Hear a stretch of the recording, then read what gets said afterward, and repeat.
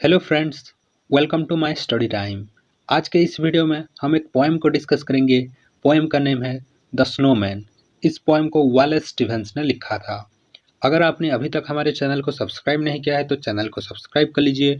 Video पसंद आए तो वीडियो को लाइक कर दीजिए एंड शेयर कर दीजिए। तो चलिए आज का ये वीडियो शुरू करते हैं। आज जिस पोएम को डिस्कस करेंगे, पोएम का नेम है द स्नोमैन, जिसे वालेस स्टीवेंस ने लिखा था। वालेस स्टीवेंस एक अमेरिकन पोएट थे और वे हाईली रेस्पेक्टेड पोएट थे। ठीक है, ये जो पोएम है द स्नोमैन, इसे 1921 में उन्होंने पब्लिश करवाया था और 1923 में ये दोबारा रिप्रिंट हुआ था हारमोनियम पोएम कलेक्शन में। वालेस स्टीवेंस का एक पोएम कलेक्शन है हारमोनियम, ठीक है, उसमें ये 1923 में दोबारा रिप्रिंट करवाया गया था।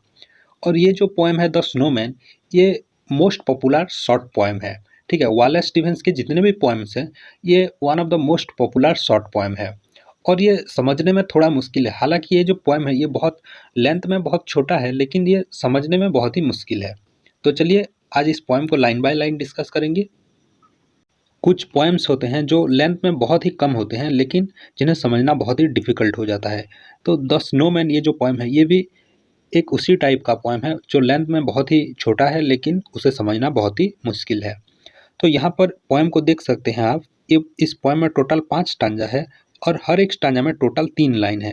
तो ये एक टेरसेट है।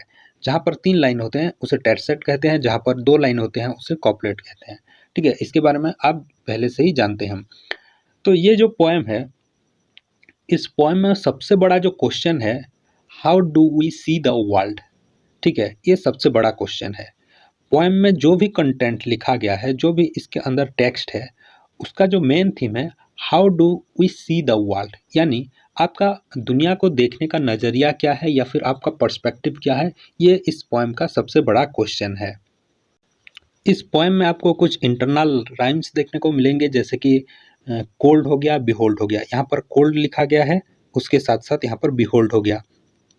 उसके साथ साथ यहाँ पर जनवरी हो गया, उसके साथ मिजरी हो गया। तो इस पोएम में कुछ इंटरनल राइम भी आपको देखने को मिलेगा, लेकिन यहाँ पर जो हमें फोकस करना है वो क्या है, how do we see the world, जो इसका मेन थीम है। तो आपका पर्सपेक्टिव क्या है, ये इस पोएम का मेन थीम है। तो चलिए इस पोएम को लाइन बाय लाइन हम डिस्कस करेंगे। One must have a mind of winter. तो फर्स्ट लाइन में लिखा गया है वन मस्ट हैव ए, तो एक व्यक्ति के पास मस्ट हैव यानी कि होना ही चाहिए ए माइंड ऑफ विंटर। तो यहाँ पर एक क्वेश्चन है, माइंड ऑफ विंटर क्या है। ठीक है, तो इसे जानने के लिए हमें यहाँ पर इसका जो टाइटल है द स्नोमैन, इसे जानना पड़ेगा। स्नोमैन होता क्या है, बर्फ का बनाया गया एक पुतला होता है। ठीक है, यहाँ पर एक बर्फ का पुतला होता है जिसे स्नोमैन कहा जाता है। तो विंटर सीजन का जो ब्यूटी है उसे जानने के लिए हमारे पास क्या होना चाहिए, one must have a mind of winter. हमारे पास विंटर सीजन को समझने के लिए ताकत होना चाहिए। विंटर सीजन का जो ब्यूटी है उसे देखने के लिए हमारे पास एक पर्सपेक्टिव होना चाहिए। बहुत लोग ये सोचते हैं जो विंटर सीजन होता है वो कोल्ड होता है, लाइफलेस होता है, उसके साथ ब्लीक एंड ग्लूमी होता है। लाइफलेस का मतलब जहाँ पर ग्रोथ रेट बहुत ही स्लो होता है। ब्लीक का मतलब कलरलेस या फिर होपलेस। और ग्लूमी का मतलब जहाँ पर लाइट नहीं होता है, विदाउट लाइट या फिर लाइटलेस कह सकते हो। या फिर ये भी कह सकते हो कि जहाँ पर कोई भी खुशी नहीं होता, जहाँ पर जॉयलेस होता है। ठीक है, तो बहुत लोगों का मानना ये है कि जो विंटर सीजन होता है वो cold, lifeless, bleak and gloomy है। तो वो लोग क्या करते हैं, विंटर सीजन को एंजॉय नहीं कर पाते हैं। उनके पास एक पर्सपेक्टिव नहीं है विंटर सीजन को एंजॉय करने के लिए। तो यहाँ पर पोएट ने क्या बताया है, या फिर जो स्पीकर है इस पोएम का वो क्या बता रहा है, one must have a mind of winter. एक व्यक्ति के पास विंटर सीजन को एंजॉय करने के लिए उसके पास एक माइंड होना चाहिए। ठीक है, to regard the frost and the boughs of the pine trees crusted with snow। तो one must have a mind of winter। एक व्यक्ति के पास माइंड ऑफ विंटर होने से क्या होता है, to regard the frost and boughs of the pine trees. तो जो पाइन ट्रीज है विंटर सीजन में क्या होता है, चारों तरफ बहुत ही खूबसूरत नज़ारे होते हैं। तो उसे देखने के लिए आपके पास क्या होना चाहिए, माइंड ऑफ विंटर होना चाहिए। तो माइंड ऑफ विंटर होने से क्या होगा, to regard the frost and boughs. तो जो चारों तरफ फ्रॉस्ट है यानी जो ओस की बूंदें हैं या फिर जो बर्फ जम गया है उसे देखने के लिए, और उसके साथ साथ बाउस बाउस का मतलब यहाँ पर है जो ब्रांचेस हैं, जो ट्री के ब्रांचेस हैं उस पर कैसे स्नो लगा हुआ है, बर्फ लगा हुआ है, ये सब एंजॉय करने के लिए आपके पास माइंड ऑफ विंटर होना चाहिए। ठीक है, विंटर सीजन एंजॉय करने के लिए आपके पास एक पर्सपेक्टिव होना चाहिए। पर्सपेक्टिव यानी आपके पास एक दृष्टिकोण होना चाहिए। यहाँ पर हमें एक चीज नोटिस करना होगा, ये जो पोएम है एक सिंगल लाइन पोएम है। तो ये जो पोएम टोटल है ये एक सिंगल लाइन है और सेंट्रल थीम जो है ये सिर्फ एक लाइन पर आधारित है, और वो एक लाइन क्या है, one must have a mind of winter.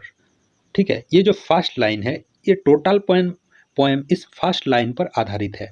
ठीक है, and have been cold a long time to behold the junipers shagged with ice, the sprouts rock in the distant glitter of the January sun, and have been cold a long time। तो winter season को enjoy करने के लिए हमें और क्या चाहिए, and have been cold a long time, जो ठंड में बहुत देर तक हमें रहना होगा।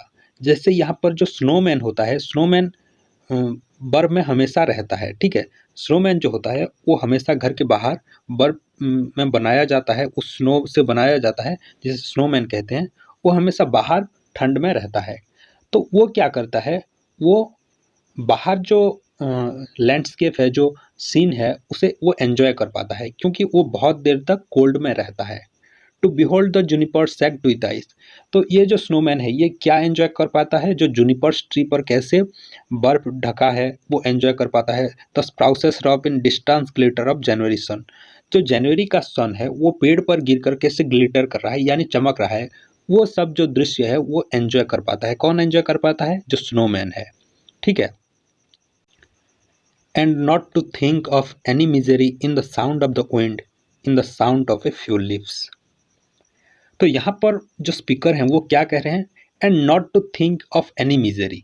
तो यहाँ पर इस लाइन को हमें समझना पड़ेगा।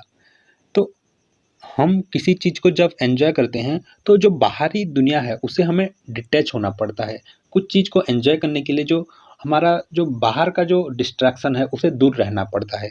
तो पोएट यहाँ पर जो स्पीकर हैं वो क्या कह रहे हैं, to enjoy the winter season हमें क्या करना पड़ेगा, not to think of any misery in the sound of the wind.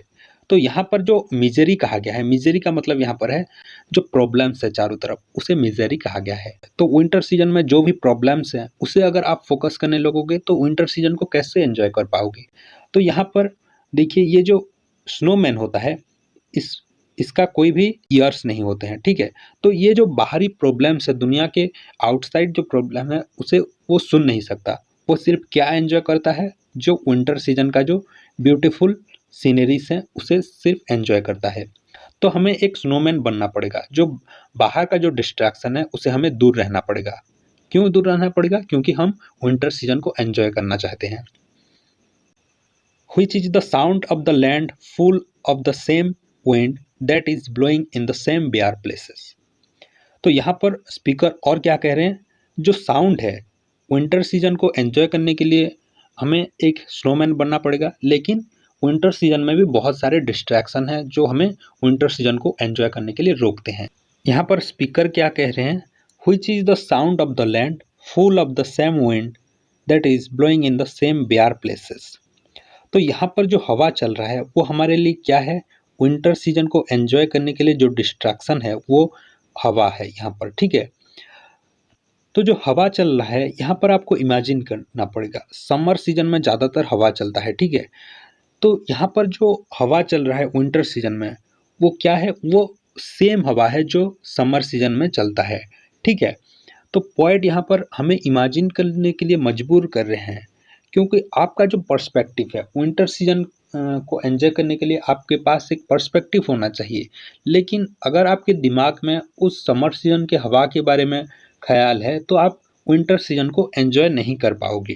ठीक है, for the listener who listens in the snow and nothing himself beholds nothing that is not there and the nothing that is.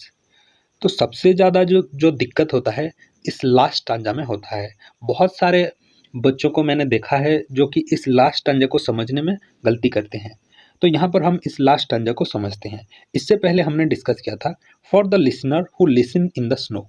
तो यहाँ पर जो snowman होता है, snowman का कोई ईयर नहीं होता, उसका सिर्फ आँख होता है, आँख होता है, हाथ होता है, तो उसका कोई ईयर नहीं होता। तो जो बाहर का जो डिस्ट्रैक्शन है वो सुन नहीं पाता। यहाँ पर जिस हवा के बारे में कहा गया है या फिर जिस हवा को आपको इमेजिन करने के लिए कहा गया है, या फिर जो हवा समर में चलता है और जो विंटर में चल रहा है, वो एक डिस्ट्रैक्शन है।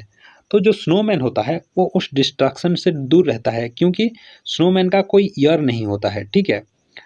लेकिन जो लोग उस बाहर का जो डिस्ट्रैक्शन है उसे सुनते हैं, ठीक है, जो हवा चल रहा है उसे सुनते हैं, उनके पास कोई भी पर्सपेक्टिव नहीं होता विंटर सीजन को एंजॉय करने के लिए। तो उनके पास क्या बचता है? उनके पास नथिंग बचता है। नथिंग यानी उनके पास शून्यता बचता है, उनके पास देखने के लिए और कोई भी चीज़ नहीं रहता है।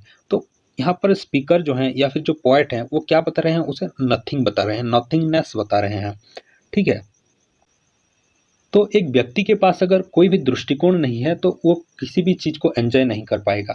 लेकिन हमारे पास क्या है? विंटर सीजन एंजॉय करने के लिए एक दृष्टिकोण है, लेकिन उस चीज़ को एंजॉय करने के लिए भी कुछ डिस्ट्रैक्शन है। हमें क्या करना होगा? उस डिस्ट्रैक्शन से दूर रहना होगा। तो इसीलिए पोएट यहाँ पर आगे कह रहे हैं, beholds nothing that is not there and the nothing that is. तो पोएट यहाँ पर कह रहे हैं, beholds nothing that is not there and nothing that is. तो जो लोग उस डिस्ट्रैक्शन के काबू में आ जाते हैं या फिर जिनके पास कोई पर्सपेक्टिव नहीं होता चीज़ों को देखने के लिए या फिर विंटर सीजन को एंजॉय करने के लिए, वो लोग क्या देखते हैं? वो लोग नथिंगनेस को देखते हैं, नथिंग को देखते हैं।